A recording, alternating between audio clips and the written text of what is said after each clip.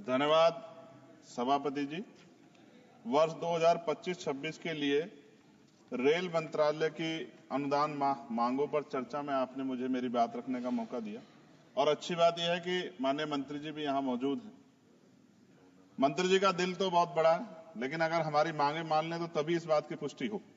अगर ना मांगे मानी जाए, हमारे क्षेत्र का काम ना हो, तो फिर ये बात मानी जाएगी कि मंत्री जी का रुख जो है सभी सदस्यों के प्रति एक जैसा नहीं। तो मैं अपने क्षेत्र से शुरू करूंगा sir. Dhampur sugar mill crossing पर ओवरब्रिज का निर्माण मैंने पिछली बार भी मांग उठाई, लेकिन सर अभी तक कुछ नहीं हुआ। लोग परेशान होते हैं, डिजिटल युग है, कई कई घंटे खड़े होना पड़ता है।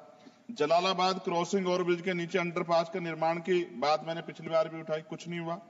नजीबाद रेलवे स्टेशन पर बेगमपुरा एक्सप्रेस ट्रेन संख्या 12238 का ठहराव सुनिश्चित किया जाए, इस पे भी कोई काम नहीं हुआ। साथ साथ सर नजीबाबाद माल गोदाम पर ओवरब्रिज का निर्माण कराया जाए और उसको प्लेटफार्म को बढ़ाया जाए, क्योंकि वो मैंने पिछली बार बताया था कि महिलाओं को प्लेटफार्म से पिछली तरफ जब ट्रेन रुकते उतरना पड़ता है, वो सुरक्षित एरिया नहीं है। उसके साथ साथ नगीना बाईपास बिजनौर फाटक पर ओवरब्रिज का निर्माण कराया जाए।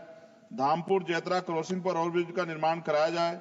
शेहरा से नूरपुर क्रॉसिंग पर ओवरब्रिज का निर्माण कराया जाए। हम देखिए बुलेट ट्रेन, वंदे भारत और बहुत आगे निकल चुके हैं, लेकिन अभी भी इतनी, मैंने आपको बताया कि मेरे लोकसभा क्षेत्र में इतनी जगह पर ये क्रॉसिंग जो है वो पुराने बने हुए हैं। उनकी वजह से जो है ना अंडरपास है ना ओवरब्रिज है, जिसकी वजह से काफी देर लोगों का समय नष्ट होता है। समय की ऐसी चीजें दोबारा नहीं आता।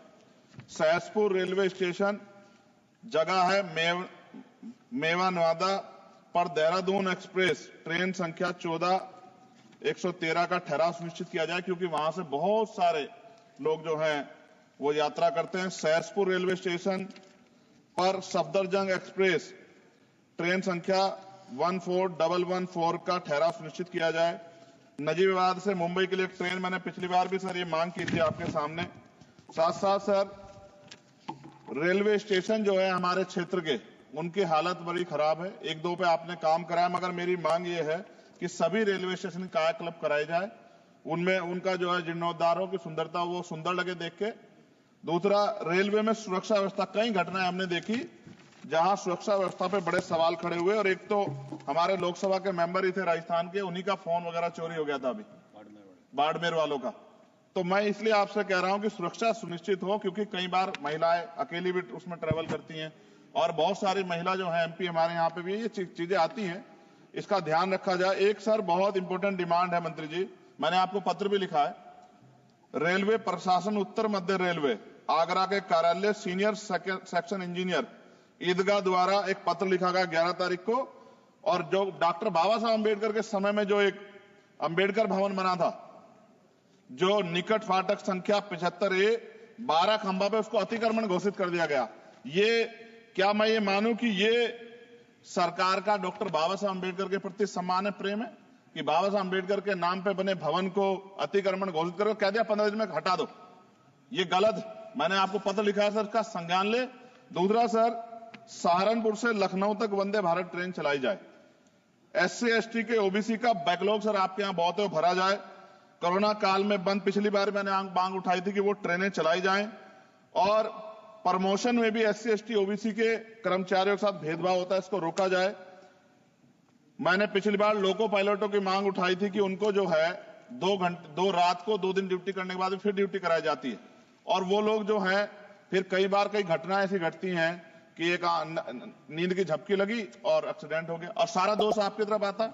तो अभी ये दिल्ली में भी एक घटना घटी और कई सारी ऐसे ट्रेन घटना घटती है। इसके लिए मैं आपको नहीं दोषी मानता, लेकिन मैं कहता हूं कर्मचारियों को उस तरह की सुविधा मिलनी चाहिए कि वो जब वो ड्यूटी करें तो अपने आप को परफेक्ट महसूस करें।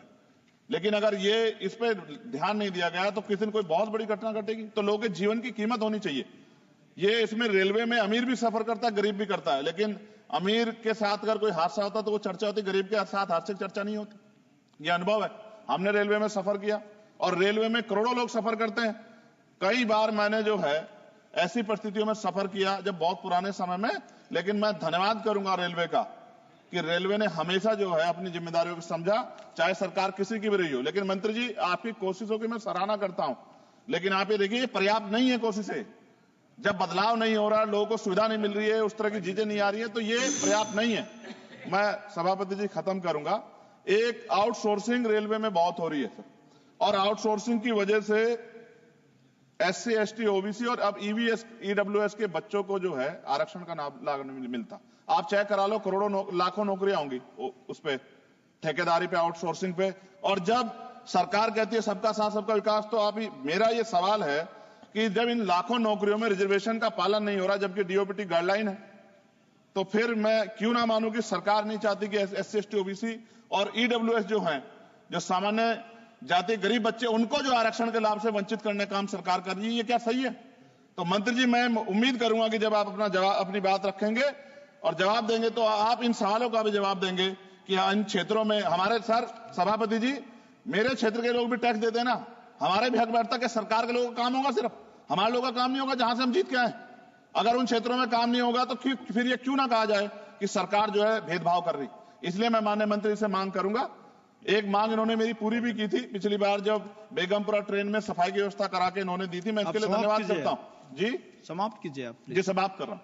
मगर मैं मंत्री जी से कह रहा हूं कि सर, हमारे यहाँ जो समस्याएं जो ये जेन्युइन समस्याएं, हम इनसे दिन रोज 2-4 होते हैं, और जनता हमसे उम्मीद करती है कि हम इस बात को उठाएंगे तो उसका, मगर मुझे ये भी जवाब दे दीजिएगा कि ये जो उठाई जाती है इसका कोई फर्क भी पड़ता है? सरकार पे नहीं पड़ता, या सरकार सिर्फ इसको, सर मैं खत्म कर रहा हूं सर, लास्ट ही सेकंड में खत्म कर दूंगा।